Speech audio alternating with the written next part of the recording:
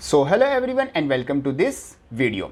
सो 21 फरवरी 2025 को आपका जो फिजिक्स का बोर्ड एग्जामिनेशन है वो होने वाला है। और देखो हर साल आपको पता है आपने बोर्ड का एग्जाम मतलब अभी आपका जो सैंपल पेपर है वो भी लगाया होगा, तो आपको पता है जो फिजिक्स के बोर्ड के लेवल का जो क्वेश्चन पेपर होता है वो एक अच्छा खासा मतलब कि लेवल रहता है। तो आज की वीडियो में हम क्या करने वाले हैं, देखो जो फिजिक्स के जो सारे क्वेश्चन आंसर होते हैं, आपका जो पूरा क्वेश्चन पेपर होता है वो बेसिकली आपके 4 to 5 मतलब कि सेक्शंस में डिवाइड होता है। सेक्शन ए में आपके एमसीक्यू आ गए, फिर बी में आपके वेरी शॉर्ट आ गए, और जो आपका सेक्शन सी डी और ई होता है मतलब बेसिकली लास्ट के 3 पार्ट होते हैं, उसमें आपके जो शॉर्ट क्वेश्चन है वो, और जो केस स्टडी है वो, और लास्टली जो आपके लॉन्ग क्वेश्चन आंसर होते हैं वो, उन तीनों पार्ट को हम इस एक सिंगल वीडियो में बिल्कुल अच्छे से कवर करने वाले। मींस मैंने ऐसे क्वेश्चन यहां पर सिलेक्ट करके आपके सामने रखे, आपको शायद शो भी हो रहे होंगे, अच्छे से आपको दिखाऊंगा सब कुछ। सेक्शन सी डी और ई मींस जो लॉन्ग क्वेश्चन आंसर है 5 मार्क्स के, और जो केस स्टडी है 8 मार्क्स की, और जो शॉर्ट क्वेश्चन आंसर है लगभग 21 मार्क्स के, मतलब 3-3 मार्क्स के 7 क्वेश्चन आते हैं।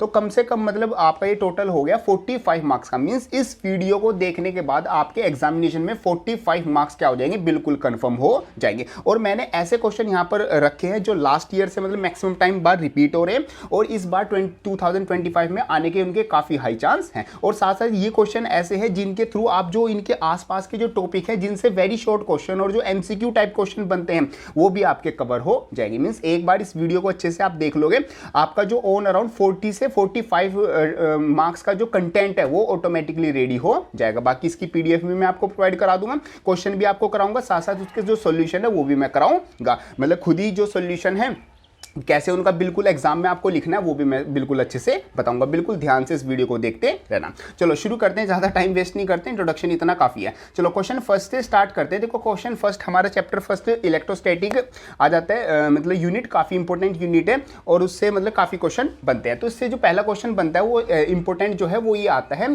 कि define electric dipole movement. Means electric dipole movement की आपको डेफिनेशन लिखनी है। अब यहाँ पर एक चीज का आपको ध्यान रखना, जो लॉन्ग क्वेश्चन आंसर आएंगे वो कभी भी लॉन्ग फॉर्मेट में नहीं आएंगे। मींस जैसे ये एक क्वेश्चन है, ये 5 मार्क्स का है, जैसे यहाँ पर ये क्या होगा, ये 5 मार्क्स का क्वेश्चन होगा, इसको भी ए पार्ट बी पार्ट 2 पार्ट में डिवाइड कर रखा है, मतलब 2.5 मार्क्स का यहाँ पर हो गया। इसको भी सब डिवाइडेड कर रखा है, जैसे यहाँ पर 1 मार्क्स का आपका क्या हो गया, ये हो गया, और फिर आपको एक्सप्रेशन निकालने को दी हुई है, और साथ साथ यहाँ पर इसको स्केलर एंड वेक्टर पूछा गया है। तो एग्जामिनेशन में जब आप क्वेश्चन करोगे पहले आपको बिल्कुल ध्यान से क्वेश्चन पढ़ना है, क्योंकि कभी भी लॉन्ग क्वेश्चन लॉन्ग की फॉर्म में नहीं आता, उसको भी सब पार्ट्स में डिवाइड कर रखा होता है। तो जैसे 2.5 मार्क्स का हो गया तो 0.5 मार्क्स का आपका ये हो जाएगा, अगर मैं थोड़ा सा आपको डिवीजन दूं, और आपका मतलब कि 1.5 का आपका ये हो जाएगा और 0.5 का ये हो जाएगा। तो इस तरीके से डिवीजन रहता है। तो आपको जो मार्क्स है वो भी स्टेप वाइज मिलेंगे। तो अगर आप कुछ गलत करते हो सिर्फ उसी के मार्क्स कटेंगे, और अगर आप मतलब जल्दी जल्दी में सिर्फ इतना ही कर देते हो, ये नहीं करते हो, तो इसके मार्क्स आपके डिडक्ट होंगे। तो क्वेश्चन को भी बहुत ध्यान से पढ़ना है और आंसर प्लान करके लिखना है। तो पहला क्वेश्चन आ जाता है, define electric dipole movement, derive the expression for the electric field of a dipole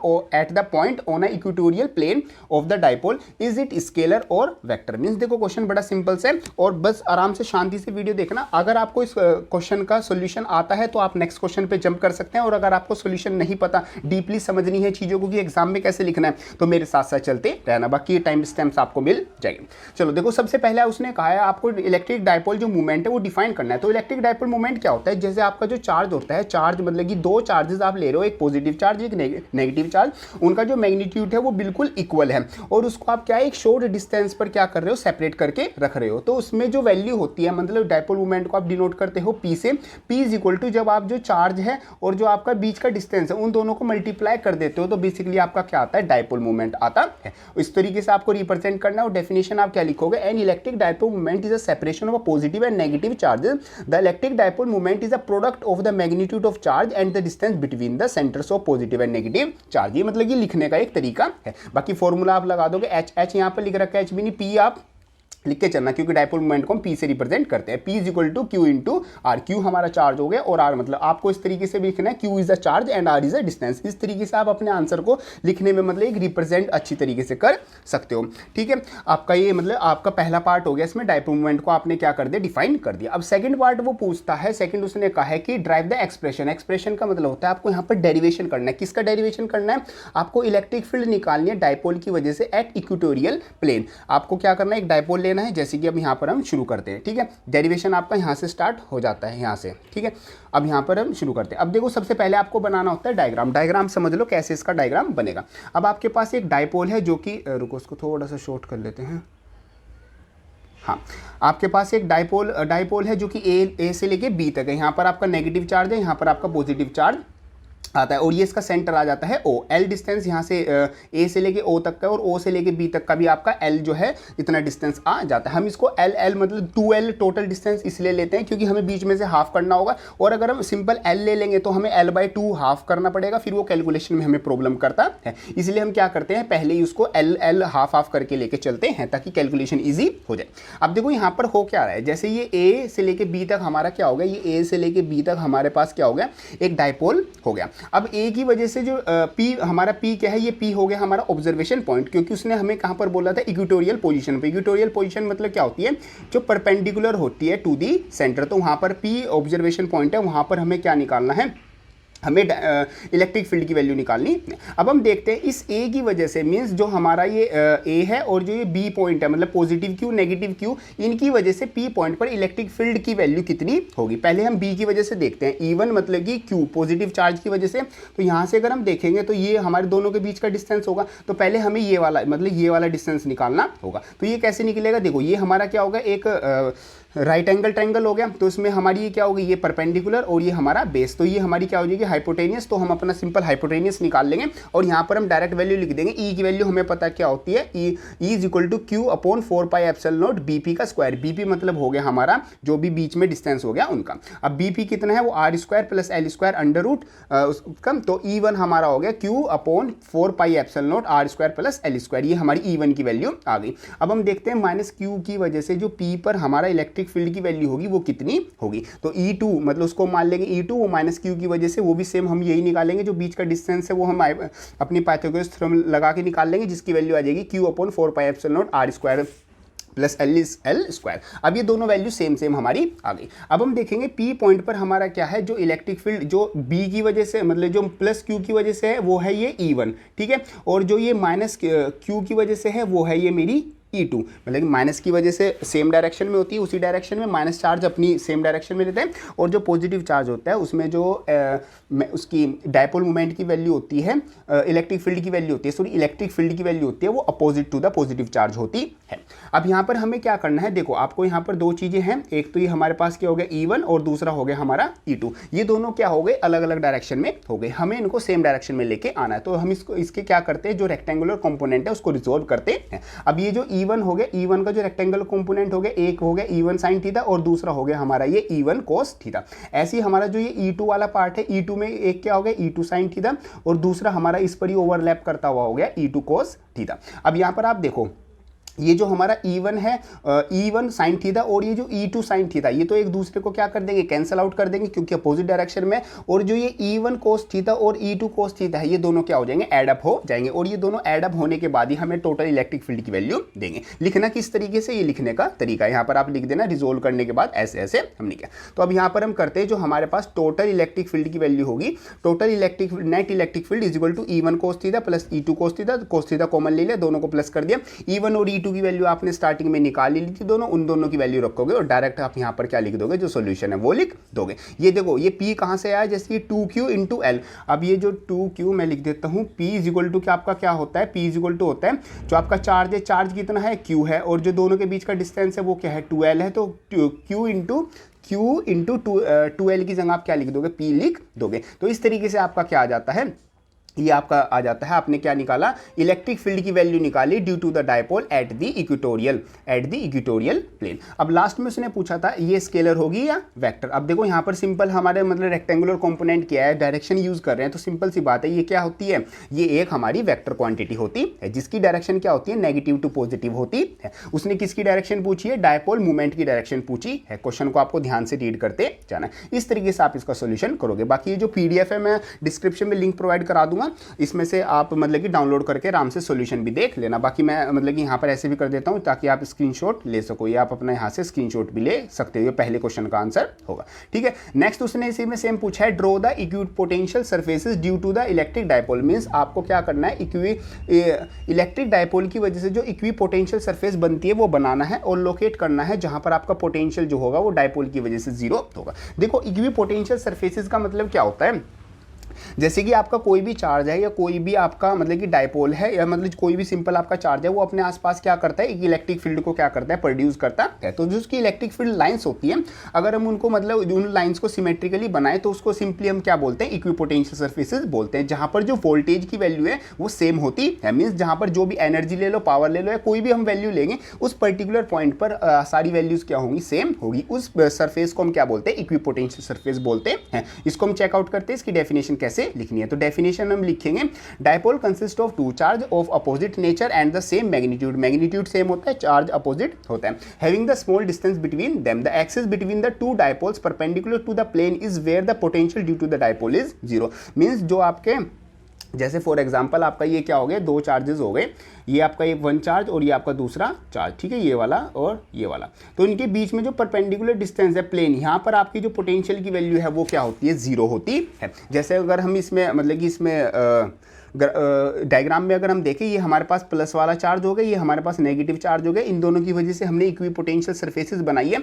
और जो हमारी बीच में जो स्ट्रेट लाइन है, बीच में जो ये वाली लाइन है, यहाँ पर हमारा जो v की वैल्यू है वो क्या होगी, वो जीरो होगी। तो इस तरीके से आपको डायग्राम एग्जामिनेशन में बनाना है और इस तरीके से आपको सोल्यूशन करना है। क्लियर है पॉइंट। चलो आगे चलते हैं। नेक्स्ट क्वेश्चन हमारा आता है, ये बहुत ज़्यादा इंपॉर्टेंट क्वेश्चन है, एग्जामिनेशन में काफ़ी टाइम बाद रिपीट हुआ।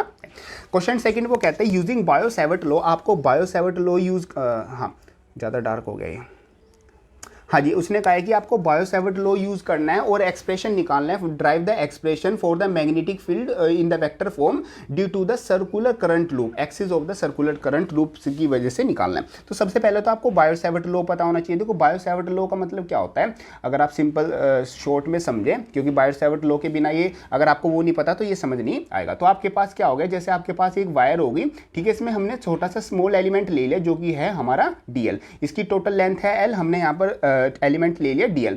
इसमें हमारी क्या हो रही है, I करंट फ्लो हो रही है और यहाँ पर एक हमारा ऑब्जर्वेशन पॉइंट है P। अब यहाँ से यहाँ तक का डिस्टेंस हो गया R। तो हमें यहाँ पर क्या निकालना है, P पॉइंट पर जो मैग्नेटिक फील्ड की वैल्यू है इस वायर की वजह से वो निकालनी है। तो वो किसके इक्वल होती है, वो B इज इक्वल टू, हमारे पास क्या हो गया, जैसे जिसमें इसमें जो करंट फ्लो हो रही है वो I होती है और जो उसका लेंथ एलिमेंट है वो DL है, तो I DL sine theta upon R square. ये हमारे पास क्या होता है, बायो-सैवर्ट लॉ होता है। मींस जो इसमें करंट फ्लो हो रही है, मैग्नेटिक फील्ड उसके डायरेक्टली प्रोपोर्शनल होगी, जितना लेंथ एलिमेंट है मतलब जितनी लंबी वायर है वो भी डायरेक्टली प्रोपोर्शनल होगी मैग्नेटिक फील्ड के, और जो हमारा आर है मतलब दोनों के बीच का डिस्टेंस है उसके इन्वर्सली प्रोपोर्शनल होता है हमारा मैग्नेटिक फील्ड की वैल्यू। तो ये हमारा होता है बायो-सैवर्ट लॉ। बाकी मैंने सेपरेट वीडियोस भी बना रखी है डेरिवेशन की, जिसमें मैंने पर्टिकुलर एक डेरिवेशन को और साथ साथ एक जो कंसेप्ट्स हैं, थ्योरी वाला पार्ट है, उसमें मैंने एक पार्ट को समझाया हुआ है, वो भी आप जरूर चेकआउट कर लेना अगर किसी में भी आपका डाउट हो। सभी चीज़ों का लिंक, हेल्पफुल कंटेंट का लिंक आपको डिस्क्रिप्शन में मिल जाएगा। चलो हम अब करते हैं, हमें निकालना है, हमें एक्सप्रेशन निकालना है, मीन्स एक तरह से डेरिवेशन करना है, मैग्नेटिक फील्ड की वैल्यू निकालनी है in axis of circular current loop. चलो देखो हम करते हैं, हमें कैसे करना है। सबसे पहले हमें क्या लिख लेना होगा, जो भी हम डेरिवेशन करने वाले हैं वो लिख लेना होगा कि magnetic field at the axis of a circular current carrying coil. ठीक है, ये हमारे पास क्या होगी, एक करंट कैरिंग कॉइल होगी जो कि ये हमारी ये है, और इसकी जो रेडियस है वो हमारी क्या है, A आती है। P हमारा क्या होगा, ऑब्जर्वेशन पॉइंट होगा, P से लेके हमारे पास सेंटर तक का डिस्टेंस हो गया R, और यहाँ से लेके यहाँ तक का डिस्टेंस हमारा क्या हो गया, S हो गया। जहाँ जहाँ मैं हाईलाइट करते जा रहा हूँ उस चीज़ों को समझते ही जाना, बहुत आसान है। अब जब ये वीडियो खत्म हो जाएगी आपको खुद लगेगा कि बहुत इजी में आपने सारी चीजें समझ ली, और कम से कम 40 से 45 मार्क्स ये वीडियो आपको दिला के पक्का जाएगी। जब आप एग्जाम दे के आओगे दोबारा इस वीडियो में कमेंट बॉक्स में लिख देना कि कितने क्वेश्चन आपको एग्जामिनेशन में सेम यहाँ पर देखने को मिले। चलो अब देखो, इसमें जो करंट कॉइल है उसमें I करंट मेरी फ्लो हो रही है, और मैंने यहाँ पर छोटा सा लेंथ एलिमेंट ले लिया A से लेके B तक। अब A से लेके B तक के मैं इस पॉइंट पर P ऑब्जर्वेशन पॉइंट पर देखता हूँ कि मेरी कितनी मैग्नेटिक फील्ड मेरी होगी। तो मैग्नेटिक फील्ड की वैल्यू आती है मेरे पास यहाँ पर dB। ठीक है, मतलब छोटे से के A भी एक छोटा सा पोर्शन है, तो उसके लिए मेरे पास मैग्नेटिक फील्ड की वैल्यू आ जाती है स्मॉल मतलब कि magnetic field B means D B मेरे पास आ जाती है। अब ये जो मेरा डी बी है मैं इसको क्या करता हूँ, उसको रिजोल्व कर देता हूँ, रिजोल्व रेक्टेंगुलर कंपोनेंट में रिजोल्व कर दिया, जो कि आ गया डी बी साइन थीटा, और यहाँ पर आ गया मेरा डी बी साइन थीटा, नीचे आ गया डी बी कोस थीटा। ये मेरे पास एंगल बन रहा था फाई फाई, ये दोनों एंगल ही बन रहे हैं। अब आप यहाँ पर समझो, यहाँ पर मतलब आपको कैसे कैसे करना है। अब जो डी बी की वैल्यू होगी, जैसे मैंने अभी बायो-सैवर्ट लॉ में आपको बताया, यहाँ पर डी बी की वैल्यू क्या होती है, I DL sine theta upon R square. अब सेम वही होगी, तो mu naught upon 4 pi ideal sine theta upon R square. R हमारा क्या हो गया, ए बी से लेके पी पॉइंट तक का डिस्टेंस कितना है, वो एस है, तो यहाँ पर आर की जगह क्या आ गया, एस आ गया। इसमें आपका कांस्टेंट भी लगता है, यहाँ पर आप एक, मैं जब ये बता रहा था कांस्टेंट भी लगा लेना, ये होता है न्यू नोट अपॉन 4 पाई, ठीक है। कांस्टेंट में सिर्फ ये समझाने वाला था, कांस्टेंट नहीं लगाया। तो आपका जो डी बी की वैल्यू होगी वो mu naught upon 4 pi ideal sine theta upon S square आपकी वैल्यू होगी। इस पी पॉइंट पर आपकी जो वैल्यू होगी, इस ए बी पोर्शन की वजह से जो मैग्नेटिक फील्ड की वैल्यू होगी वो। अब यहाँ पर हम क्या कर रहे हैं, जैसे देखो जो साइन थीटा हो गया उसकी वैल्यू क्या है, थीटा यहाँ पर अगर आप देखोगे थीटा आपका क्या हो गया 90 डिग्री, सिंपल आपका हो गया, तो थीटा 90 साइन 90 की वैल्यू आपकी 1, तो आपका डी बी की वैल्यू आ गई new naught upon 4 pi ideal upon S square, ये आपकी वैल्यू आ गई। अब आपको देखो क्या पॉइंट चेकआउट करना है, the direction of D B will be perpendicular to the plane containing this loop that is along the Z axis. Means जो डायरेक्शन होगी किसकी, डी बी की डायरेक्शन क्या होगी, जैसे आपकी यहाँ पर ये एक्स एक्सिस है, ठीक है, ये एक्स एक्सिस होगी, ये वाई एक्सिस होगी, तो ये वाली Z axis means Z axis में आपकी क्या होगी, जो डायरेक्शन होगी डीबी की वो डायरेक्शन होगी। तो वही सेम हम कर रहे हैं। सो रिजोल्व द कंपोनेंट, हमने सारे कंपोनेंट रिजोल्व कर दिए। रिजोल्व मैंने आपको पहले ही बता दिया था कैसे रिजोल्व हुए। अब यहाँ पर हमने क्या किया, बस जो मेरा टोटल मेरे पास बी है मींस टोटल मैग्नेटिक फील्ड है उसकी वैल्यू निकालनी है, उसको हम क्या करेंगे, इंटीग्रेट कर देंगे। ये मेरे पास क्या हो गया, एक सर्कुलर हो गया, मीन्स यहाँ पर उसका जो सर्कल का एरिया है बेसिकली मेरे को वो निकालना है, क्योंकि ये एक रिंग फॉर्मेशन में है। तो B is equal to D B sine theta, D B मेरे पास एज इट इज हो गया, साइन थीटा की जगह मैं क्या रख दूंगा, ए बाय एस। मीन्स ये वाला ट्रायंगल मैंने लिया, ये वाला ट्रायंगल, इस ट्रायंगल में जैसे अगर मैं साइन थीटा की वैल्यू निकालूंगा, साइन थीटा किसके इक्वल होता है, परपेंडिकुलर अपॉन हाइपोटेनियस। इसमें मेरी परपेंडिकुलर क्या है, परपेंडिकुलर है ए, तो ए लिख दिया, और हाइपोटेनियस कितनी है, वो है एस, तो ए बाय एस मेरे पास यहाँ पर आ गया। इसको आप मतलब कि खुद भी एक बार जब करके देखोगे तो सारी चीज़ें और ज़्यादा क्लियर होती चली जाएंगी। अब यहाँ पर सिर्फ मैंने इंटीग्रेशन को सोल्व किया, कुछ भी अलग नहीं है। जैसे जो डी बी की वैल्यू थी एज इट इज़ वो रख दी, ए एस की जगह ए एस मेरा आ गया, और सिंपल मैं सोल्व करता गया। जो मेरे पास कॉन्स्टेंट टर्म है वो मैं बाहर लिया है, और जो डी एल था उसको मैंने सोल्व करके 2 पाई ए, मीन्स जो मेरे पास, जैसे ये मेरे पास क्या था, सर्कुलर रिंग थी, तो सर्कुलर रिंग में जो सर्कुलर वाला पार्ट होगा उसका सर्कमफ्रेंस निकाल लेंगे 2 पाई ए, मतलब कि 2 पाई ए, तो मैंने सिंपल वैल्यू रख दी। अब यहाँ पर सिंपल सोल्व करते हुए मैंने क्या निकाल लिया, जो मेरे पास बी की वैल्यू है वो मैंने निकाल ली। मीन्स ये मेरे पास क्या आ गई, मैग्नेटिक फील्ड की वैल्यू आ गई due to a circular ring इस पी ऑब्जर्वेशन पॉइंट पर। अब यहाँ पर हम क्या कर रहे हैं, हम वैल्यूज निकाल रहे हैं डिफरेंट जगह पर। तो फॉर अ मैक्स वैल्यू के लिए जो मेरे पास आर की वैल्यू होनी चाहिए वो क्या होनी चाहिए, 0 होनी चाहिए। मीन्स जो मेरा ऑब्जर्वेशन पॉइंट है वो कहाँ पर होना चाहिए, इस पी पॉइंट पर होना चाहिए, मींस बिल्कुल सेंटर में। तो मेरे पास जो मैग्नेटिक फील्ड की वैल्यू है वो सबसे ज्यादा आएगी। क्यों, क्योंकि जो मैग्नेटिक फील्ड होता है वो इनवर्सली प्रोपोर्शनल होता है आर स्क्वायर के। जितना जितना मेरा आर बढ़ता जाएगा उतनी मेरी जो मैग्नेटिक फील्ड की वैल्यू वो कम होती जाएगी। तो यहाँ पर मेरे पास क्या आ गया, मैं आर की जगह रख दूंगा 0, इसमें आर मेरे पास यहाँ पर ये वाला फॉर्मूले में आर रख दूंगा 0, तो मेरे पास वैल्यू आ जाएगी न्यू नोट आई अपॉन 2 ए। ये मेरे पास क्या आ गई, मैक्सिमम वैल्यू आ गई। अब यहाँ पर हम देखते हैं, अगर जो आर की वैल्यू है वो बहुत ज़्यादा हो ए से, मीन्स आर मतलब मैंने बहुत ज़्यादा दूर ले लिया, तो मेरे पास बी की वैल्यू ये आएगी। मीन्स इसमें क्या करेंगे, जो ए की वैल्यू है वो हम अप्रोक्सिमेटली 0 रख देंगे, क्योंकि बहुत ज़्यादा नेग्लिजिबल आती है। तो यहाँ पर अगर मैं ए को 0 रख दूंगा तो ए की वैल्यू हट जाएगी और सिर्फ आर वैल्यू मेरे पास आ जाएगी। और नेक्स्ट पॉइंट में देखते हैं, उसने बस यही पूछा हुआ था। चलो हाँ, सिर्फ उसने डेरिवेशन निकालने को बोला था, हमने 2 एक्स्ट्रा वैल्यू भी बता दी। अब उसने नेक्स्ट जो क्वेश्चन पूछा है, मींस सेकंड पार्ट इसका क्वेश्चन का आता है। होप करता हूँ ये सारी चीज़ें आपकी समझ में आ गई होगी, वरना एक बार रिपीट में देख लेना, बाकी पीडीएफ में एक बार जब पढ़ोगे तो और भी क्लियर हो जाएगा। उसने पूछा what does a toroid consist of, means जो टोरॉइड है वो किस चीज़ से बनता है, find out the expression, means derivation करना है of the magnetic field inside the toroid, जिसके एंड टर्न्स हैं, of the coil having the average radius, जिसकी रेडियस आर है और जिसमें आई करंट मेरा है। Show that the magnetic field in the open space inside the exterior of the toroid is 0। Means यहाँ पर देखो मेरे से 3 चीजें पूछी गई हैं। सबसे पहले तो उसने पूछा कि टोरॉइड किससे बनता है, ठीक है, मतलब टोरॉइड होता क्या है। फिर दूसरा उसने मेरे से पूछा कि आप एक्सप्रेशन निकालो, मींस डेरिवेशन निकालो, उसका मैग्नेटिक फील्ड की वैल्यू निकालो एक टोरॉइड की वजह से जिसका रेडियस आर है और जिसमें आई करंट फ्लो हो रही है। ये दूसरी चीज होगी।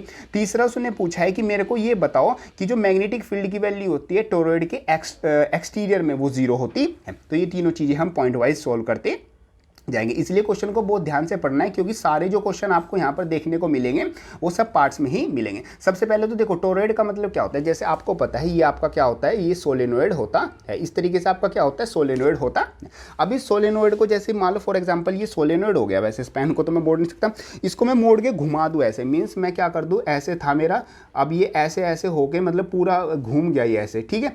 मतलब सोलेनोइड को ऐसे पूरा मैंने घुमा दिया, एक सर्कुलर फॉर्म में कर दिया, तो वो क्या बन जाता है मेरा, वो टोरॉइड बन जाता है। तो जैसे a hollow circular ring is a shape of donut that has a many turns of embedded wire which are wound so close to each other that is the negligible space between the turns। Means बिल्कुल पास पास पास पास turns हो रखे हैं, और मैंने इसको क्या कर दिया, एक स्फेरिकल सरफेस में, मतलब जो सोलेनोइड था उसको ऐसे घुमा के बिल्कुल एक मतलब कि डोनट की शेप में कर दिया, उसको सिंपल हम क्या बोलते हैं, टोरॉइड बोलते हैं। ये मेरा पहला वाला पार्ट हो गया।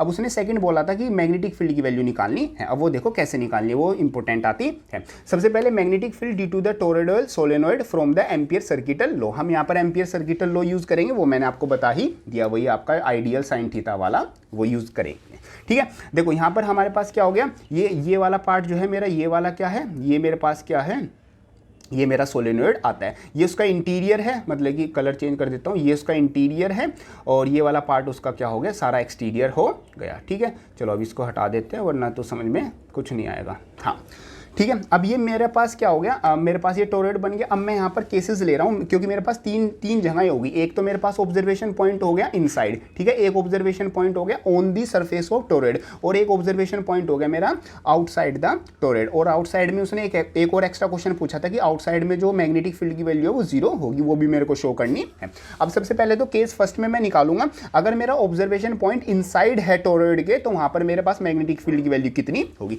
When P lies on the inside, तो इनसाइड होगा, देखो फॉर्मूला तो सिंपल है, B dot DL is equal to mu naught I होता है। मींस एम्पियर सर्किटल लॉ क्या कहता है, एम्पियर सर्किटल लॉ क्या कहता है कि कोई भी अगर मेरा क्लोज सरफेस है, उसके अंदर जो मैग्नेटिक फील्ड की वैल्यू होगी वो न्यू नॉट टाइम्स होगी उसके अंदर जितना भी करंट है उसके। ये मेरा एम्पियर सर्किटल लॉ कहता है, वही हम यूज कर रहे हैं। तो अब देखो जो इनसाइड होता है टोरॉइड के, वहां पर तो करंट की वैल्यू 0 होती है, तो अगर ये मेरे पास जो I है ये 0 हो जाएगा, मींस I 0, तो ये सारी वैल्यू 0, इसका मतलब जो B है वो भी क्या हो जाएगा, 0 हो जाएगा। मींस केस फर्स्ट में अगर आपका ऑब्जर्वेशन पॉइंट टोरॉइड के इनसाइड में होगा, तो वहां पर जो मैग्नेटिक फील्ड की वैल्यू है वो क्या होगी, 0 होगी। ये मेरे पास वैल्यू आ गई। केस सेकंड आता है कि अगर जो P है वो सरफेस पर लाई करे, ये वाला इंपॉर्टेंट पार्ट है, यही डेरिवेशन आता है। तो P अगर मेरे पास सरफेस पर लाई कर रहा है, तो मतलब B डॉट DL किसके इक्वल होता है, न्यू नॉट I के इक्वल होता है। अब B डॉट DL मतलब कि जो डॉट प्रोडक्ट है उसको ओपन करते हैं, BDL कोस थीटा आ जाएगा, और न्यू नॉट I इक्वल चल ही रहा है। ये B कांस्टेंट है तो मैंने इसको बाहर ले लिया, और न्यू नॉट I मेरे पास एज इट इज चल रहा है। अब ये जो DL है, DL मतलब यहाँ पर क्या है, जो एक सेकेंड, जो टोरॉइड है वो किस शेप में है, वो एक सर्कुलर शेप में आता है। तो सर्कुलर शेप का ही मैं क्या यूज करूंगा, सर्कमफ्रेंस यूज करूंगा। सर्कमफ्रेंस क्या होती है, 2πa, मतलब कि a मेरे पास क्या होगी, रेडियस हो गई। तो DL की जगह मैंने 2πa रख दिया, इधर मेरा एज इट इज चल रहा है। यहाँ से मैंने B की वैल्यू निकाली, new naught I upon 2πa। ये मेरे पास क्या आ गई, मैग्नेटिक फील्ड की वैल्यू आ गई। यही डेरिवेशन पूछा था उसने कि मैग्नेटिक फील्ड की वैल्यू निकालनी थी ड्यू टू द टोरॉइड, ये मेरे पास ये वैल्यू आती है। अगर इसमें मैं n टर्न्स लगा दूं, मीन्स n मतलब कि टोटल नंबर ऑफ टर्न्स, उसने टर्न्स बोल लेते हैं ना n, तो बस यहाँ पर मैं क्या लगा दूंगा, n से मल्टीप्लाई कर दूंगा। और अगर मैं यहाँ पर एक और चीज यूज कर सकता हूँ कि number of turns per unit length into length, जिसको बोलते हैं स्मॉल n। स्मॉल n का मतलब होता है, देखो यहाँ पर दो चीजें ध्यान रखना, जो कैपिटल N होता है वो होता है टोटल नंबर ऑफ टर्न्स, ठीक है जी, याद रखना टोटल नंबर ऑफ टर्न्स। और जो स्मॉल n होता है वो मेरा क्या होता है, number of turns per unit length, ठीक है। एग्जामिनेशन में अगर स्मॉल n और कैपिटल N आएगा तो इस चीज का ध्यान रखना। तो यहाँ पर मैं इसको इस फॉर्म में भी लिख सकता हूँ। वैसे मेन फॉर्म यही है, अगर आप यहाँ तक भी कर दोगे एग्जाम में फुल मार्क्स आपके आ जाएंगे। बाकी स्मॉल n में कन्वर्ट करना चाहते हो तो ऐसे आप कर सकते हो। ये आपका मतलब कि डेरिवेशन आता। अब उसने पूछा था अगर मेरा ऑब्जर्वेशन पॉइंट बाहर होगा, एक्सटीरियर में होगा, तो मेरे पास वैल्यू क्या आएगी, उसको हम ऐसे लिख देंगे। केस थर्ड हम बना देंगे, P लाइज आउटसाइड। अगर P आउटसाइड लाई करेगा तो यहाँ पर जो लूप है, मीन्स यहाँ पर आप समझो यहाँ पर कैसे हुआ है। अब देखो यहाँ पर यहाँ पर मैंने डॉट बना रखे, यहाँ पर मैंने क्रॉस बना रखा है। इनका मतलब क्या होता है, ये करंट की जो डायरेक्शन है, मीन्स जो आपकी मैग्नेटिक फील्ड की डायरेक्शन है उसको शो करते हैं। तो एक तरफ तो मैग्नेटिक फील्ड की डायरेक्शन आपकी क्या होगी, इनसाइड में हो गई, ठीक है। एक साइड आपकी क्या होगी, आउटसाइड आउटसाइड होगी। तो इन और आउट मतलब कि दोनों क्या हो गए, इक्वल इक्वल हो गए, तो जो टोटल मैग्नेटिक फील्ड है वो क्या हो जाएगा, जीरो हो जाएगा। मीन्स यहाँ पर देखो जो जितना करंट आपका अंदर आ रहा है उतना ही करंट आपका क्या जा रहा है, बाहर जा रहा है। तो टोटल करंट की वैल्यू क्या हो जाएगी, जीरो। इस वजह से मैग्नेटिक फील्ड की वैल्यू भी क्या हो जाएगी, जीरो हो जाएगी। इस तरीके से आपको शो करना है जो उसने थर्ड पार्ट में पूछा हुआ था। कहाँ गया, नीचे था क्वेश्चन, इसका क्वेश्चन कहाँ गया, हाँ ये रहा। अच्छा ये तो ऊपर नीचे हो गया, ये शिफ्ट हो गया, चलो कोई नहीं, क्वेश्चन हम देख लेते हैं। उसमें पूछा था ना कि शो डैट, देखो ये रहा, show that the magnetic field in the open surface inside the exterior, exterior में क्या होती है, जीरो होती है। तो वो हमने यहाँ पर शो कर दिया। होप करता हूँ चीज़ें समझ में अच्छे से आ गई। चलो आगे चलते हैं, नेक्स्ट क्वेश्चन आता है। वैसे इस वाली सीरीज में मैं कोई न्यूमेरिकल वाला पार्ट नहीं लूँगा क्योंकि लॉन्ग क्वेश्चन में कभी न्यूमेरिकल नहीं आता। जो न्यूमेरिकल्स आएंगे वो आप हमेशा आपके शॉर्ट में ही आएंगे। जो लॉन्ग न्यूमेरिकल है, जो प्रॉपर लॉन्ग है, वो वाला मैं इसमें सीरीज में ऐड करूँगा। बाकी मैंने न्यूमेरिकल की अलग से सीरीज बनाई है, वो जरूर जाके चेकआउट कर लेना। उसमें मैंने चैप्टर वाइज न्यूमेरिकल्स भी करा रखे हैं। एक एक घंटे की वीडियो है, ध्यान से देखना, तो सारे न्यूमेरिकल्स भी वहां से आपके कवर हो जाएंगे। चलो उसने देखो बोला है कि आपको क्या करना, यूज करना है, आपको बोर पोस्टुलेट यूज करना है। Derive the expression means derivation निकालना है फॉर द फ्रीक्वेंसी, मींस मेरे को क्या निकाल। अब देखो जो वो पूछता जा रहा है ना, बस वो ही आपको करते जाना है और क्वेश्चन को इतने ध्यान से पढ़ना है कि कोई पार्ट आपका छूट ना जाए। तो एक तो आपको फ्रीक्वेंसी का डेरिवेशन निकालना है। When the electron of the hydrogen atom undergoes from the transition from the higher energy state to the quantum number Ni to the lower state, means आपको क्या करना है बेसिकली, जब आपका एक इलेक्ट्रॉन आपका charge particle higher energy state से lower energy state में जाता है, लोअर एनर्जी स्टेट क्या होगी, NF हो गई, मींस फाइनल स्टेट, और इनिशियल स्टेट उसकी क्या थी, हायर एनर्जी की थी। तो हायर एनर्जी से अगर लोअर एनर्जी में जाएगा तो वहां पर फ्रीक्वेंसी का जो डेरिवेशन मींस फ्रीक्वेंसी की वैल्यू क्या होगी उसकी, वो आपको उसका फॉर्मूला निकालना है। पहला पार्ट आपका ये हो गया। ये दूसरा उसको निकालना है, उसी फॉर्मूले को यूज करके आपको न्यूमेरिकल दिया हुआ है कि अगर जो इलेक्ट्रॉन है, वो जो हाइड्रोजन का इलेक्ट्रॉन है, वो जंप करता है कहाँ से, 4 से लेके 3 to 1 में, पहले 4 से 3 में जाता है, 2 में और 1 में, तो आपको बताना है कौन सी आपकी स्पेक्ट्रल सीरीज है वो बने जी। चलो यहाँ पर इसको सिंपल करते हैं। देखो बड़ा सिंपल सा न्यूमेरिकल है, इसमें बस थोड़ी सी चीजें आपको याद रखनी होगी। अब देखो हाइड्रोजन एटम में जो रेडियस होती है इलेक्ट्रॉन ऑर्बिट की, वो आपकी r = n² h² 4π² kme², ये आपकी वैल्यू होती है। ये वैल्यूज आपको याद रखनी होगी। फिर आपकी जो काइनेटिक एनर्जी की वैल्यू होती है वो ये होती है, और दोनों की इक्वेशन को यूज करके ये जो r की वैल्यू है, रेडियस मैं यहाँ से इसको उठा के यहाँ पर रख दूंगा, तो मेरे पास जो काइनेटिक एनर्जी की वैल्यू है वो ये आ जाएगी। और जो पोटेंशियल एनर्जी होती है, मेरे को पता है -ke² मेरी होती है। तो ये दोनों वैल्यू आ गई। अब जो टोटल वैल्यू होगी, यहाँ पर भी मैं r की वैल्यू रख दूंगा रेडियस की, तो मेरे पास जो पोटेंशियल एनर्जी की वैल्यू है वो ये आ जाएगी। अब आप इसको यहाँ तक भी सोल्व कर सकते हो, या फिर आप डायरेक्ट यहाँ से भी शुरू कर सकते हो, अगर आपको total energy of the electron पता है तो। अगर नहीं पता तो ऐसे निकाल के दिखानी है, निकाल के दिखा सकते हो, दिखा देना। अगर नहीं भी दिखाओगे तो उसके मार्क्स आपके कटेंगे नहीं। आप यहाँ से भी शुरू कर सकते हो कि total energy of the electron क्या होगी, वो आपकी ये सोल्व करके सिंपली आ गई। तो total energy of the electron आपकी होती है ये n ही यहाँ पर सबसे ज्यादा इंपॉर्टेंट आता है। अब यहाँ पर देखो क्या आया हुआ है, यहाँ पर आपका आया हुआ है 1/n²। ठीक है, इसी को हम यूज करते हैं ऐसे, 1/n इनिशियल का स्क्वायर माइनस 1/n फाइनल का स्क्वायर। मींस इनिशियल में से आप क्या कर देते हो, फाइनल जो आपकी वैल्यू है वो माइनस कर देते हो। मीन्स हायर एनर्जी स्टेट में से लोअर एनर्जी स्टेट आपने क्या कर दी, माइनस कर दी। अब यह आ जाता है सिंपल कि भाई देखो, now according to the Bohr frequency condition when the electron of the hydrogen atom undergo transition, higher से क्या जाता है, लोअर में जाता है। तो जो आपकी फ्रीक्वेंसी की वैल्यू है वो किसके इक्वल होगी, हम हायर में से क्या कर देंगे, लोअर माइनस कर देंगे। ठीक है, तो सिंपल हमने क्या किया, जो हमारी EM था मतलब वैल्यू रख दी NI, और यहाँ पर हमने क्या रख दिया, ये NF, दोनों जगह I लिख रखा है तो F आ जाएगा, ये वाला F आ जाएगा बस। ठीक है, सिंपल सोल्व करते हम गए और हमारे पास ये वैल्यू क्या आ गई, यही हमारे पास क्या, ये वाली वैल्यू, ये वैल्यू मेरे पास क्या आ गई, फ्रीक्वेंसी की वैल्यू आ गई। ये I मतलब इनिशियल, F मतलब मेरे पास फाइनल आता है। ये मेरे पास सिंपल वैल्यू क्या आ गई, एक सेकेंड, जस्ट अ सेकेंड, ये N और F मैं एक बार देख भी लेता हूँ। बाकी जो मतलब ये वाले जो नोट्स हैं, मतलब ये पूरा जो थ्योरी वाले नोट्स है, इसमें भी मैंने जो पूरे चैप्टर का रिवीजन है कम से कम टाइम में वो मैंने करा रखा है, वो भी आप वीडियोस जाके चेकआउट कर सकते हैं।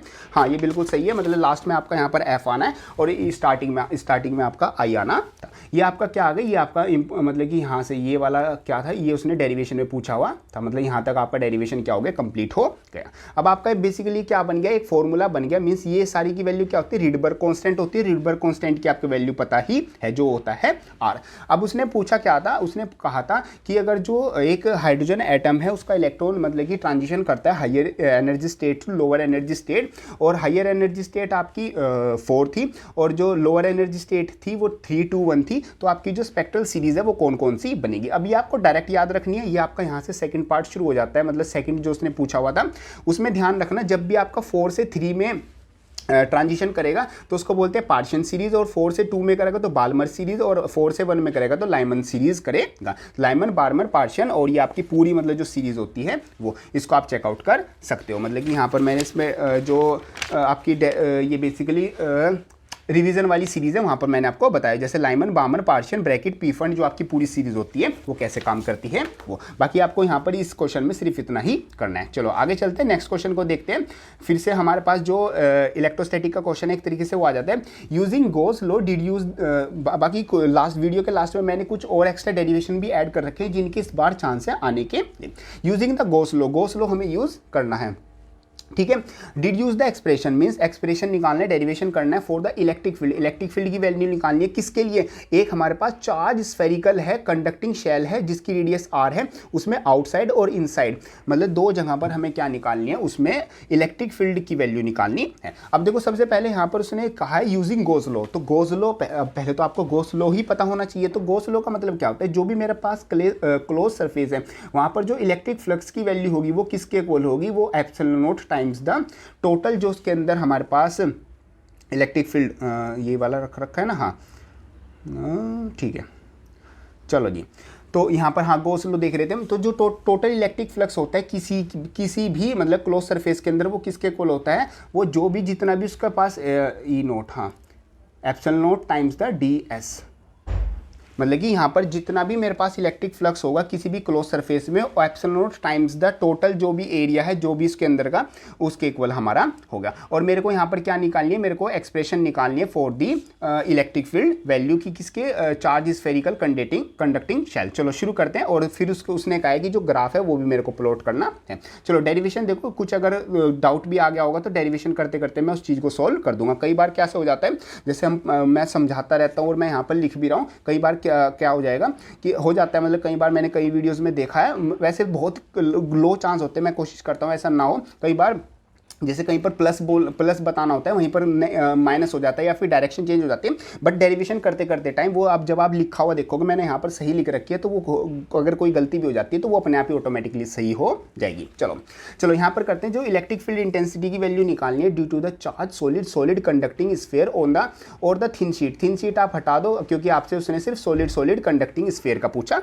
तो मैंने यहाँ पर क्या कर दिया, मैंने एक सिंपल स्फीयर बना दिया जो कि मतलब कि जिसकी रेडियस क्या है, स्मॉल आर है, और यहाँ पर मेरे पास P क्या हो गया, एक ऑब्जर्वेशन पॉइंट हो गया। अब मैं यहाँ पर 3 केस लेके चलूंगा, एक तो मेरे पास जो ऑब्जर्वेशन पॉइंट होगा वो इनसाइड में होगा, और सेकंड केस लूंगा जो ऑब्जर्वेशन पॉइंट होगा वो ऑन दी सरफेस होगा, और थर्ड केस सेम वही कि ऑब्जर्वेशन पॉइंट होगा वो बिल्कुल एंड में होगा। मतलब ये 3 चीज़ें मेरे को लेके चलनी है। अब चलो, अब यहाँ पर देखो फर्स्ट जो मेरा केस आता है कि इसमें जो स्मॉल आर है मीन्स वो क्या है, ग्रेटर है in comparison to capital R. Capital R मेरा यहाँ से लेके यहाँ तक हो गया, ठीक है जी, पूरा बाहर तक, और जो स्मॉल आर है वो मेरे पास क्या हो गया, जो टोटल रुको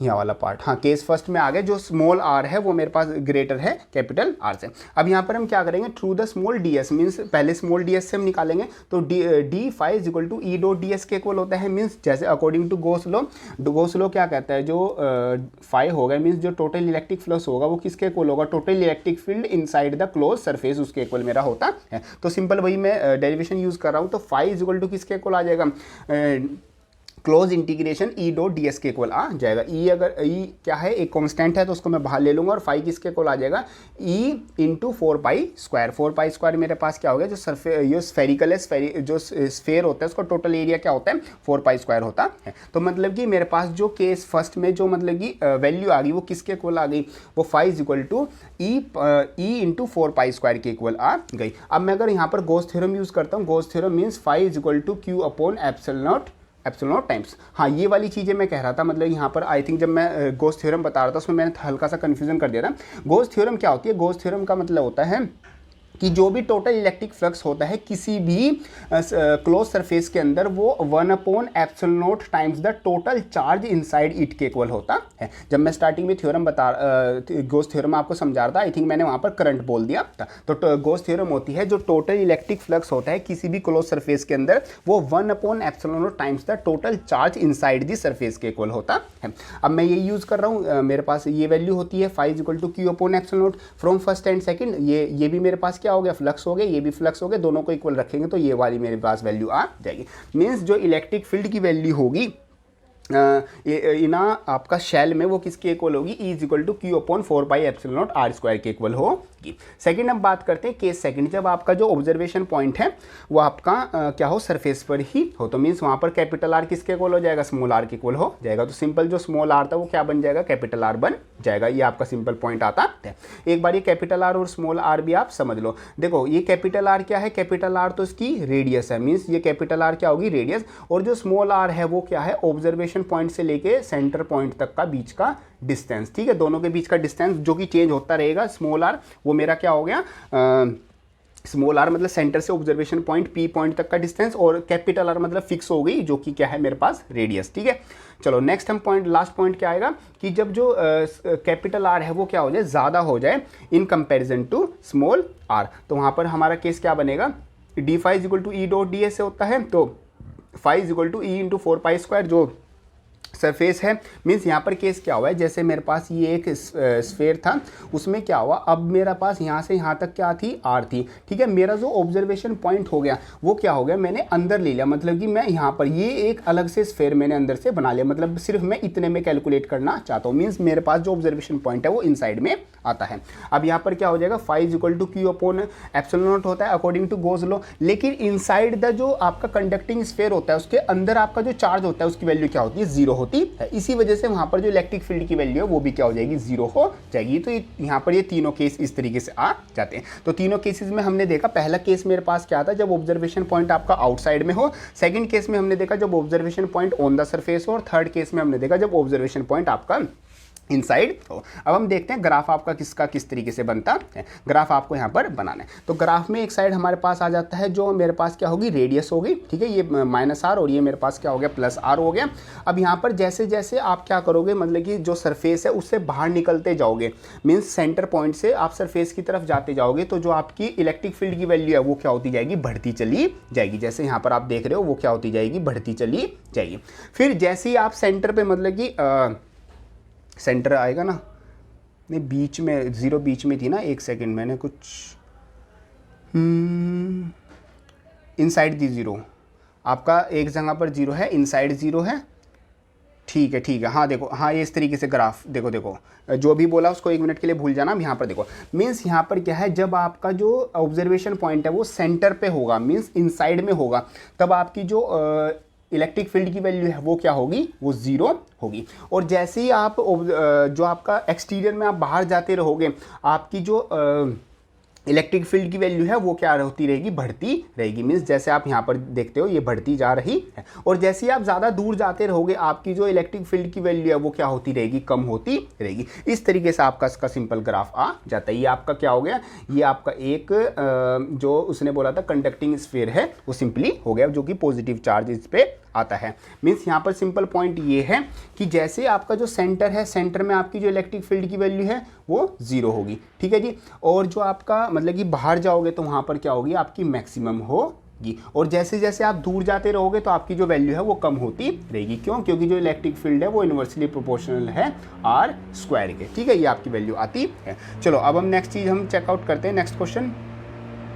नेक्स्ट क्वेश्चन आता है, ये हमारे पास एटम एंड न्यूक्लियाई चैप्टर से आते हैं। बड़ा सिंपल सा क्वेश्चन है और हर बार एग्जामिनेशन में क्वेश्चन पूछा जाता है। क्वेश्चन आता है, draw a plot of binding energy per nucleon. Binding energy per nucleon आपका जो ग्राफ है वो बनाना है, mass number in comparison to mass number A. Right 2 important conclusion, 2 important conclusion लिखने हैं that can be drawn on the nature of nuclear force. Nuclear force के according इससे आप क्या कंक्लूजन निकाल सकते हो वो आपको लिखने हैं। दूसरा उसने पूछा है आपको इस ग्राफ को यूज करना है है, आपको बताना है both in the process nuclear fusion और न्यूक्लियर फिजन में आपकी जो एनर्जी रिलीज होती है वो इस ग्राफ से आप कैसे शो कर सकते हो। और लास्टली आपको बताना है what is a basic nuclear process. Basic जो न्यूक्लियर प्रोसेस होता है अंडरगोइंग बीटा डीके, उसमें detection, why the detection of neutrons found very difficult, means neutrons को डिटेक्ट करना इतना डिफिकल्ट क्यों होता है। अब देखो सबसे पहले आप समझो जो आपका बाइंडिंग एनर्जी कर्व होता है वो कैसा होता है। देखो यहाँ इस साइड आपका एक्स एक्सिस पर आपका आ गया मास नंबर, और जो आपकी वाई एक्सिस पे आ गई आपकी जो आ गई एनर्जी पर न्यूक्लियन वो आपकी आ गई। तो जैसे अब जैसे सबसे पहले हाइड्रोजन के आपके आइसोटोप्स आ गए, फिर हीलियम, फिर कार्बन, ऑक्सीजन, फ्लोरीन, मेन यहाँ पर लिखना है लिथियम, नाइट्रोजन और ऑक्सीजन, और यहाँ पर आपका एमओ आ जाता है, और यह लास्टली आपका आ जाता है यूरेनियम। मतलब ये आपका बाइंडिंग एनर्जी का मतलब सिंपली क्या होता है कि कितनी एनर्जी एक एटम को दी जाए कि वो क्या हो जाए, वो डिसइंटीग्रेट हो जाए, मीन्स उसके जो एटम्स है और जो प्रोटॉन्स है वो अलग अलग हो जाए, मीन्स वो क्या हो जाए, डिसइंटीग्रेट हो जाए। तो ये एनर्जी आपको शो कर रखी है। तो देखो आप यहाँ पर मतलब जो इंपॉर्टेंट फीचर्स है वो देखोगे तो जो बाइंडिंग एनर्जी पर न्यूक्लियन है is small for light nuclei, means जो छोटे छोटे आपके क्या है न्यूक्लियाई हैं, जैसे हाइड्रोजन वाले हो गए, उनके लिए जो बाइंडिंग एनर्जी पर न्यूक्लियन है वो भी क्या है, स्मॉल ही आती है, मीन्स वो कम एनर्जी में ही क्या हो जाते हैं, डिसइंटीग्रेट हो जाते हैं। फॉर द मास 2 से लेके 20, मीन्स 2 से लेके मतलब कि जहाँ से आपका जैसे ऑक्सीजन आ जाएगा, कार्बन आ जाएगा, ये सब क्या है, फ्यू पीक्स आर ऑब्जर्व, जैसे हीलियम में आ गया, कार्बन में आ गया, ऑक्सीजन में आ गए, this show they are more stable than other nuclei in neighbourhood. Means जो अगर आप देखोगे कि जो 2 से लेके 20 तक के जो भी न्यूक्लियाई हैं, मीन्स जो भी एटम है वो क्या है, वो ज़्यादा स्टेबल है इन कंपैरिजन टू जो आसपास के जो भी एटम्स आते एलिमेंट्स आते हैं वो। The binding energy per nucleon is very high from 30 to 120, means 30 से लेके, मीन्स आप यहाँ देखोगे यहाँ से लेके 30 है ना, कंपैरिजन टू 30 आपका जाएगा यहाँ पर, तो 30 से लेके मतलब इस एरिया में आप देखोगे तो जो बाइंडिंग एनर्जी है वो बहुत ज़्यादा हाई आती है। उसके बाद अगर आप देखोगे binding energy show gradually decrease from uranium, मतलब यूरेनियम के बाद आप यहाँ देखोगे तो जो बाइंडिंग एनर्जी कर्व है वो धीरे धीरे नीचे जा रहा है। वो किस वजह से जा रहा है, क्योंकि उसके एटम के अंदर क्या हो जाएंगे, बहुत सारे नंबर ऑफ प्रोटॉन्स हो जाएंगे, जिस वजह से वहाँ पर क्या हो जाएगा, रिपल्शन शुरू हो जाएगा, इस वजह से वो दूर दूर रहेगा। मतलब कि वहाँ पर जो बाइंडिंग एनर्जी उसको डिसइंटीग्रेट करने के लिए आपको ज़्यादा एनर्जी लगानी पड़ेगी, तो सॉरी कम एनर्जी लगानी होगी। अगर आपको यूरेनियम का डिसइंटीग्रेट करना है तो उसके लिए आपको इन कंपैरिजन टू जो यहाँ पर आपके एलिमेंट है उनसे कम एनर्जी लगानी होगी, और वो अपने आप भी डिसइंटीग्रेट हो जाते हैं। जैसे यूरेनियम के बाद के जो भी यहाँ पर आएंगे वो खुद भी डिसइंटीग्रेट होते जाते हैं, जिसको हम बोलते हैं बीटा डीके। तो ये आपका पूरा बाइंडिंग एनर्जी कर्व आ जाता है, और इस तरीके से आपके जो इंपॉर्टेंट फीचर है वो आ जाते हैं। सेकेंड पार्ट में उसने पूछा था कि in the nuclear fission a heavier nucleus break into the lighter nuclei, means nuclear fission में ध्यान रखना, फिजन में आपका क्या होता है, जो एक हैवियर न्यूक्लियस है वो लाइटर न्यूक्लियाई में क्या हो जाता है, ब्रेक हो जाता है, और वहां पर बहुत सारी हमारी एनर्जी निकलती है। अब आता है फ्यूजन में क्या होता है, the binding energy of the fused heavier nuclei is more than the binding energy of the lighter nuclei which combine to form the heavier nuclei। Means वहाँ पर क्या बनता है, छोटे छोटे न्यूक्लियाई ऐड करके एक बड़ा न्यूक्लियाई बनता है, जिससे आपकी क्या होती है, एनर्जी रिलीज होती है। Energy is also release in nuclear fusion में और फिजन में, दोनों में ही एनर्जी रिलीज होती है। बस फिजन में क्या होता है, फिजन में आप ध्यान रखना, फिजन में आपका जो हैवियर न्यूक्लियाई है वो लाइटर में टूट जाता है, और आपका फ्यूजन में छोटे छोटे टकरा के आपके क्या बनाते हैं, एक हैवियर न्यूक्लियाई बनाते हैं। लास्ट उसने पूछा था कि on the basis of nuclear process neutron under की बीटा डीके जब न्यूट्रॉन का होता है, n इज इक्वल टू क्या होती है, प्रोटॉन प्लस इलेक्ट्रॉन प्लस आपकी एनर्जी। तो यहाँ पर जो न्यूट्रॉन्स है have high penetrating power which makes there detection difficult, means वो क्या होती है, उनकी स्पीड और जो पावर है, पेनिट्रेटिंग पावर, वो बहुत ज़्यादा हाई होती है। इसी वजह से जो न्यूट्रॉन्स हैं उनको हम इतना इजीली डिटेक्ट नहीं कर सकते। इस टाइप के क्वेश्चन आपके एग्जामिनेशन में पूछे जाएंगे। चलो आगे चलते हैं। नेक्स्ट जो क्वेश्चन आता है वो आपका आता है, deduce the expression for the torque acting on a dipole movement, means dipole movement है P on the presence of electric field. Means आप क्या कर रहे हो, इलेक्ट्रिक फील्ड में एक आप क्या रख रहे हो, डाइपोल रख रहे हो, उसमें आपको बताना है टॉर्क आपका कितना होगा। अगर आपको आता है नेक्स्ट क्वेश्चन पे जंप कर जाना, वरना चीजें समझते जाना। इसमें फिर उसने पूछा है कि आपके पास दो होलो कॉन्सेंट्रिक आपके पास स्फेयर्स हैं S1 एंड S2, जिसमें S1 में चार्ज, चलो ये न्यूमेरिकल है, न्यूमेरिकल बाद में देखेंगे, पहले हम फर्स्ट वाला पार्ट करते हैं। तो देखो कितना इजी पार्ट है, मतलब कि कितना इजी क्वेश्चन आता अब आपके पास ना एक देखो, एक आपके पास डायपोल है जो कि ए से लेके बी तक आता है, ठीक है। ये माइनस क्यू है ए पर और बी पर क्या आता है, क्यू आता है। आपने इसको जो एक यूनिफॉर्म इलेक्ट्रिक फील्ड है जिसकी डायरेक्शन आती है ये, आपने इसको यूनिफॉर्म इलेक्ट्रिक फील्ड में रख दिया। ये इस तरीके से आपकी मतलब कि जो डायग्राम है, फिगर है, वो आती है।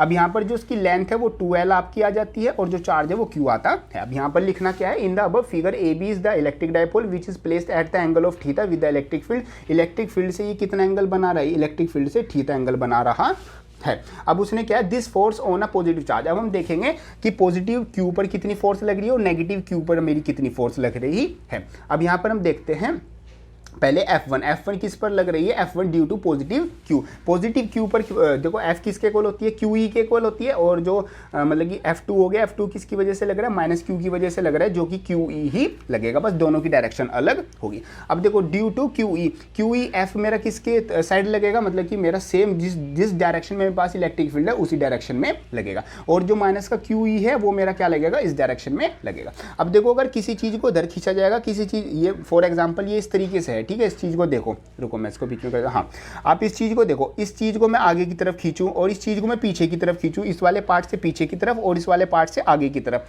तो इसके साथ क्या होगा, ये क्या करने लग जाएगा, ये रोटेट करने लग जाएगा। मीन्स इसको मैं पीछे और इसको आगे ऐसे करूंगा तो ये ऐसे घूम जाएगा। तो ये वाला पार्ट भी मतलब ये जो आपकी चीज़ है, ये जो ए बी है, ये कुछ टाइम बाद कैसे हो जाएगा, ये इस तरीके से हो जाएगा। Means in the direction of electric field ये क्या कर जाएगा, अलाइन कर जाएगा। तो वही यहाँ पर चीज़ है, जो एफ नेट है वो क्या हो जाएगा, वो जीरो हो जाएगा। F net is equal to zero, क्यों, क्योंकि दोनों की वैल्यू इक्वल आती है। और मेरे पास जैसे ये मेरे पास क्या था, डायपोल था, इधर F1 इधर लग रहा है और इधर मेरा क्या लग रहा है, F2 लग रहा है। तो दोनों की डायरेक्शन एक दूसरे के अपोजिट है, तो क्या हो जाएंगे, कैंसल आउट हो जाएंगे। बट यहाँ पर जो दोनों का जो मतलब कि रिएक्शन लाइन है वो दोनों की सेम लाइन नहीं है, उनके बीच में काफ़ी गैप आता है। इस वजह से यहाँ पर मेरा क्या होगा, टॉर्क प्रोड्यूस होगा। तो वही वैल्यू यहाँ पर लिखी हुई है। तो टॉर्क किसके इक्वल होता है, magnitude of force into perpendicular distance. तो मैग्नीट्यूड क्या है, QE, और जो परपेंडिकुलर डिस्टेंस हो गया वो मेरे पास क्या हो गया, BC हो गया। मीन्स ये यहाँ से लेके यहाँ तक का डिस्टेंस। BC की वैल्यू सिंपल रख देंगे, BC क्या आ गया, 2L sin थीटा के इक्वल आ गया। तो टॉर्क की वैल्यू मेरे पास क्या होगी, torque equal to PE sin theta, और इसको क्रॉस प्रोडक्ट में लिख देंगे तो torque is equal to P cross E मेरे पास वैल्यू आ गई। इस तरीके से मेरे पास जो पूरा डेरिवेशन है वो आ जाता है। अब मेरे पास था न्यूमेरिकल में उसने बोला था कि मेरे पास दो होलोसेंट्रिक स्फेयर हैं। एक तो S1 आता है जिसका चार्ज क्या है 2Q आता है, और दूसरा है S2, ये S2 यहाँ से लेके यहाँ तक पूरा है जिसका चार्ज है 4Q। मेरे को क्या निकालना है, क्वेश्चन देख लेते हैं। क्वेश्चन में उसने पूछा है दस find the ratio of the electric flux. दोनों कितना इलेक्ट्रिक फ्लक्स प्रोड्यूस कर रहे होंगे, उनका रेशो निकालना है। Also tell how will the electric flux through the solid sphere 1 change if the medium dielectric constant L is introduce into the sphere S। Means जो electric flux की value कैसे change होगी अगर मैं जो S1 वाला स्फीयर है उसमें मैं कुछ डाइलेक्ट्रिक मैं रख दूं, तो वैल्यू कैसे चेंज होगी। देखो बड़ा सिंपल है, कैसे आपको करना है। अब यहाँ पर सारी वैल्यूज हम लिखते जाएंगे। जैसे सबसे पहले रुको, ये भी दिखता रहना चाहिए। सबसे पहले पास जो आपके पास SQ में चार्ज है वो 2Q है, तो गोस थ्योरम के अकॉर्डिंग आपके पास जो फ्लक्स आ जाएगा वो क्या आ जाएगा, चार्ज अपॉन आपके पास इलेक्ट्रिक एप्सिलॉन नॉट होता है। तो चार्ज एनक्लोज बाय स्फीयर, जो टोटल स्फीयर है जो S2 के अंदर कितना चार्ज होगा, 2Q के अंदर तो अंदर वाला भी है और 4Q उसका खुद का बाहर वाला भी है, तो टोटल चार्ज हो गया 6Q। तो जो फ्लक्स हो जाएगा बड़े वाले स्फीयर का वो कितना हो जाएगा, 6Q अपॉन एप्सिलॉन नॉट हो जाएगा। अब उसने रेशो पूछा था तो रेशो निकाल देते, तो 5 अपॉन 5 की वैल्यू रख दी, 5 की वैल्यू रख दी, तो रेशो आ गया 1:3। अब उसने सेकंड क्वेश्चन पूछा था डाइलेक्ट्रिक में रख दे। For a sphere S1 the electric flux की वैल्यू मेरे को पता थी, ये आई थी। अब दोनों का रेशो मैंने निकाला ये वाला। अब मैं यहाँ पर क्या रख रहा हूँ, वैल्यू उसने पूछी थी फ्लक्स, हाँ उसने बोला था कि अगर मैं यहाँ पर कुछ डाइलेक्ट्रिक रख दूंगा तो सबसे पहले तो मैं देख लूंगा कि दोनों में क्या डिफरेंस आ रहा है। तो मेरे पास जो नया मेरे पास फ्लक्स आ जाएगा ड्यू टू S1 वो क्या आ जाएगा, 2 पाई अपॉन ER। देखो यहाँ पर जो नया वाला फ्लक्स आ गया, पहले तो मैं E नोट यूज़ कर रहा था, पहले मैं यहाँ पर E नोट यूज़ कर रहा था, अब मैंने क्या यूज़ किया, ER यूज़ किया। ER क्यों यूज़ किया, क्योंकि यहाँ पर मैंने डाइलेक्ट्रिक कुछ रख रखा है, मीन्स कोई अलग से डाइलेक्ट्रिक रख रहा है जिसकी वैल्यू L आती है। तो 5 के आगे ये मेरे पास S1 की वजह से जो फ्लक्स की वैल्यू है वो आती है, और ये 5 मेरे पास अलग से आ गया। E नोट अपॉन ER, और जो 5 है वो किसके इक्वल हो जाएगा, यहाँ से मैं इस 5 की वैल्यू निकालूंगा, इसको उधर मल्टीप्लाई में भेज देंगे तो ये वैल्यू मेरे पास आ जाएगी। अब यहाँ से मेरे को साफ पता चल रहा है कि जो ई आर है वो मेरा ई नोट से ज़्यादा होता है, मीन्स डाइलेक्ट्रिक की वैल्यू जो परमिटिविटी ऑफ द स्पेस है ई आर वो क्या होती है, ज़्यादा होती है। इस वजह से जो मेरे पास फाइव वन है उसकी वैल्यू क्या होगी, ज़्यादा होगी in comparison to five dash, means नए वाली की वैल्यू क्या हो जाएगी, ज़्यादा हो जाएगी। अगर मैं उसमें डाइलेक्ट्रिक रख दूंगा तो यही मैं लिख दूंगा, the electric flux through the solid sphere S1 decrease with the introduction of the electric inside. मतलब अगर मैं उसके अंदर डाइलेक्ट्रिक रख दूंगा तो उसकी जो इलेक्ट्रिक फ्लक्स की वैल्यू है वो क्या हो जाएगी, कम हो जाएगी। तो इस तरीके से आपको ये न्यूमेरिकल करना है। चलो नेक्स्ट करते हैं। नेक्स्ट आपका आ जाता है डबल स्लिट एक्सपेरिमेंट। देखो ये बहुत ज़्यादा इंपॉर्टेंट डेरिवेशन है और एग्जामिनेशन में हर साल एग्जामिनेशन में ये आता है। और इसको अगर मैं बिल्कुल शॉर्ट में समझाऊं तो समझा भी नहीं पाऊंगा, इसके लिए मैं आपको एक वीडियो रिकमेंड कर देता हूँ यूट्यूब पे। वैसे आप जिस भी आप वीडियो देखना चाहे वो देख सकते हो। बाकी ये कुछ वीडियोज़ है, आप जो यंग डबल स्लिट एक्सपेरिमेंट है उसको पहले पूरे डिटेल में अच्छे से समझ ले। बाकी क्वेश्चन मैं आपको बता देता हूँ, ये वाले दो क्वेश्चन बहुत ज़्यादा इंपॉर्टेंट आते हैं। तो इस तरीके से पूरा डेरिवेशन आता है। बाकी वीडियो के लास्ट में जो मेरे हैंड रिटन वाला नोट्स है ये यंग डबल स्लिट एक्सपेरिमेंट वाला, वो भी मैं आपको देने वाला हूँ। ये मैं यहाँ पर इसलिए नहीं समझा रहा हूँ क्योंकि इसमें बहुत ज़्यादा टाइम लग जाएगा और मैं चाहता हूँ कि आप मतलब कि कम से कम टाइम में ज़्यादा चीज़ें देख ले। यंग डबल स्लिट एक्सपेरिमेंट मैंने प्रॉपर वीडियो बना रखी है डेरिवेशन की, वो आप चेकआउट कर सकते हैं। चलो आगे चलते हैं। नेक्स्ट उसने बोला है draw a variable diagram of moving coil galvanometer. Moving coil galvanometer का डायग्राम बनाना है और उसका जो प्रिंसिपल है और जो उसकी फंक्शनिंग है वो समझानी है। फिर उसने कुछ क्वेश्चन दिए वो हम चेकआउट करेंगे। तो देखो मूविंग कॉइल गैल्वेनोमीटर क्या होता है। मूविंग कॉइल गैल्वेनोमीटर कुछ इस तरीके से हमारे पास आपके मतलब कि प्रिंसिपल और जो उसका डायग्राम होता है वो सबसे पहले हमारे पास यहाँ क्या होता है, ये पूरा एक फ्रेम होता है, ठीक है।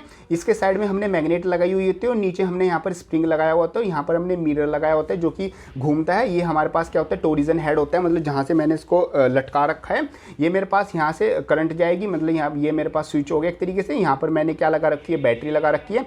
ये मेरे पास T2 हो गया, मतलब कि जो स्विच हो गया सेकेंड वो। अब यहाँ पर क्या होता है, जैसे ही इसमें करंट फ्लो होगी, मीन्स यहाँ पर मैं क्या कर रहा हूँ, इस साइड से पॉजिटिव है ना उधर, तो यहाँ जैसे ही इसमें भी करंट फ्लो होना शुरू हो जाएगा। अब आपको होता है जैसे ही करंट फ्लो शुरू होती है यहाँ पर क्या प्रोड्यूस होता है, जो मैग्नेटिक फ्लक्स है वो प्रोड्यूस होता है। अब यहाँ पर मैग्नेटिक फ्लक्स प्रोड्यूस होने की वजह से यहाँ पर ये जो मैग्नेट है इसकी वजह से जो ये फ्रेम है ये क्या करने शुरू हो जाएगा, ये रोटेट, मीन्स ये अभी ऐसे दिख रहा है तो ये ऐसे मतलब कि ऐसे होना शुरू हो जाएगा। और अगर ये मतलब कि ऐसे रोटेट कर रहा है, मूव कर रहा है, इसका मतलब यहाँ पर कुछ करंट फ्लो हो रहा है। इसी को हम बोलते हैं मूविंग कोयल गैल्वेनोमीटर। तो यहाँ पर क्या होता है, it consist of a rectangular coil which has a large number of insulated copper wires, means इसकी ये बात कर रहा है।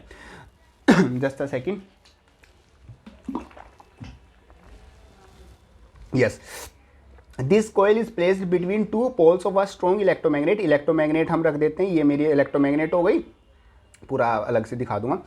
हाँ, ये इलेक्ट्रोमैग्नेट हो गई। By the thin this coil is supposed by the thin wire which is made up of the phosphorus borons material. मतलब ये कि जो यहाँ पर हम वायर यूज़ कर रहे हैं वो इस मटेरियल की होती है।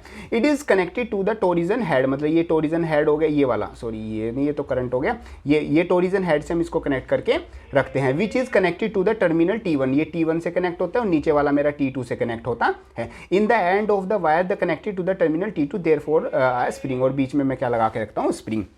और ये काम कैसे करता है, जब भी इसमें करंट फ्लो होगी यहाँ पर मेरे पास मैग्नेटिक फ्लक्स प्रोड्यूस होगा। मैग्नेटिक फ्लक्स प्रोड्यूस होने की वजह से ये क्या शुरू कर देगा, ये रोटेशन शुरू कर देगा। इस तरीके से मूविंग कॉइल गैल्वेनोमीटर काम करता है। अब यहाँ पर इसको मैथमेटिकली देख लेते हैं। देखो, we know that when the current flows through the coil it experience a torque. जब भी आपका करंट फ्लो होता है किसी भी कोयल में, उसमें क्या होता है, टॉर्क प्रोड्यूस होता है। तो टॉर्क की वैल्यू क्या होती है, NIBA साइन थीटा।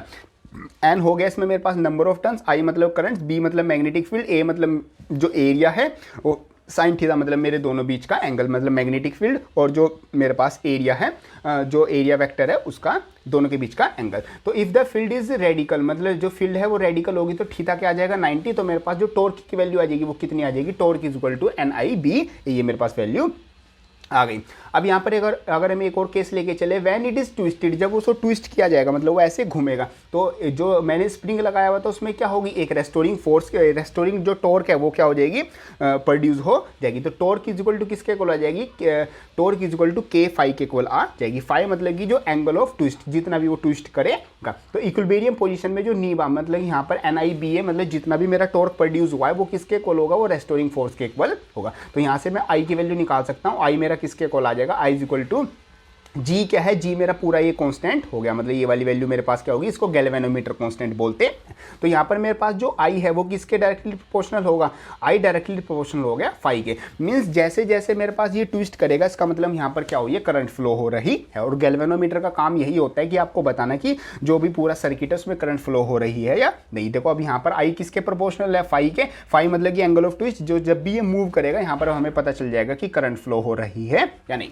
तो इस तरीके से ये पूरा डेरिवेशन आ जाता है। पार्ट बी में उसने पूछा था, पार्ट बी देख लेते हैं। पार्ट बी में उसने पूछा सबसे पहले, is it necessary to introduce a cylindrical soft iron core inside the coil of the galvanometer. Means galvanometer के अंदर क्या जरूरी होता है, सिलेंड्रिकल सॉफ्ट आयरन डालना। इसका भी आंसर मैं आपको बताता हूं। अगर हम करंट सेंसिटिविटी को बढ़ा दें of the galvanometer may not necessary increase the voltage, और वोल्टेज जरूरी नहीं है कि जो आपकी वोल्टेज सेंसिटिविटी है वो भी बढ़ जाएगी। मींस करंट की सेंसिटिविटी बढ़ाने से वोल्टेज की सेंसिटिविटी नहीं बढ़ेगी। इसका मेरे को रीजन देना है। चलो यहाँ पर मैंने लिख रखा, आपको किस तरीके से लिखना है। सबसे पहले यहाँ पर आ जाता है necessity of cylindrical soft iron. Soft iron हमें क्यों लगाना होता है, ये इसलिए लगाना होता है, the introduction of the cylindrical soft iron core inside the coil increase the strength of the magnetic field. उसकी वजह से क्या हो जाती है, मैग्नेटिक फील्ड की स्ट्रेंथ बढ़ जाती है। बाकी यहाँ पर और क्या फायदे होते हैं वो अभी आप चेकआउट कर सकते हैं। मेन चीज ये है कि जो मैग्नेटिक फील्ड की स्ट्रेंथ है वो बढ़ जाती है। अब हम यहाँ पर बात करते हैं कि जो करंट सेंसिटिविटी है वो वोल्टेज सेंसिटिविटी को किस तरीके से डिफर करती है। तो जो आपकी करंट सेंसिटिविटी है उसका मतलब क्या होता है, फाई अपॉन आई। फाई मतलब जो एंगल ऑफ डिफ्लेक्शन हो गया, मतलब एंगल ऑफ ट्विस्टिंग हो गया।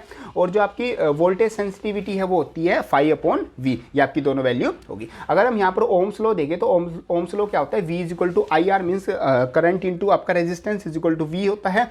दोनों एक दूसरे के प्रोपोर्शनल होते हैं। Means V is directly proportional to I।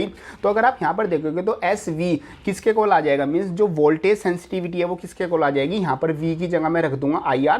तो phi upon I into R आ जाएगा। अब यहाँ पर आपको साफ दिख जाएगा कि जो एस वी है वो इन्वर्सली प्रोपोर्शनल है किसके, आई के। तो यहाँ पर हम देख सकते हैं इंक्रीजिंग द करंट सेंसिटिविटी। अगर मैं करंट सेंसिटिविटी को बढ़ाऊंगा, अगर मैं इस वैल्यू को बढ़ाऊंगा तो मेरी ये वाली वैल्यू कम हो जाएगी, ये वाली वैल्यू कम हो जाएगी। तो ऑटोमेटिकली मेरे पास जो एस वी की वैल्यू है वो क्या हो जाएगी, इंक्रीज हो जाएगी। इसको देखो कैसे समझना है।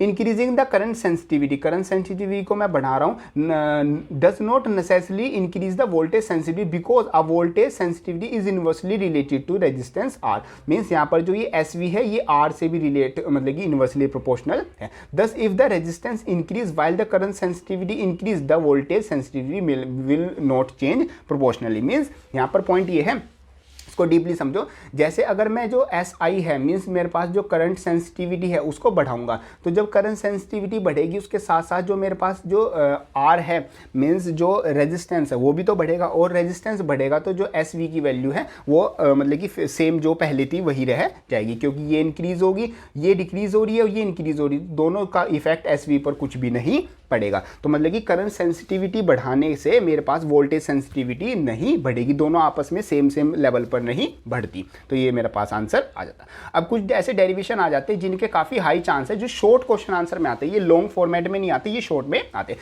जैसे सबसे पहले आ जाता है motional EMF of the Lorentz force. इसको आप देख सकते हैं, बड़ा सिंपल से, अभी तक जो मैंने समझाया उसी से रिलेटेड है, इसमें कुछ भी अलग नहीं आएगा।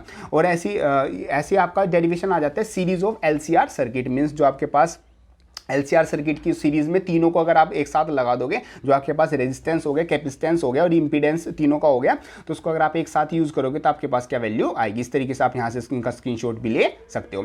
अब नेक्स्ट आता है, ये बहुत ज्यादा इंपॉर्टेंट, जो कि आपका आ जाता है lens maker formula. Lens maker formula इस बार हो सकता है कि इस बार एग्जामिनेशन में काफी हाई चांसेस के आने के, बाकी इसका फॉर्मूला न्यूमेरिकल पर्पज से जरूर यूज होता है, तो उसको भी आप जरूर करके जाना। बाकी मैंने इसको स्पेशल जो डेरिवेशन सीरीज है वहां पर आप करा रखा है, तो उसमें से आप जरूर इसको चेकआउट कर सकते हैं। इस तरीके से आपका ये जो पूरा लेंस मेकर फॉर्मूला आता है वो।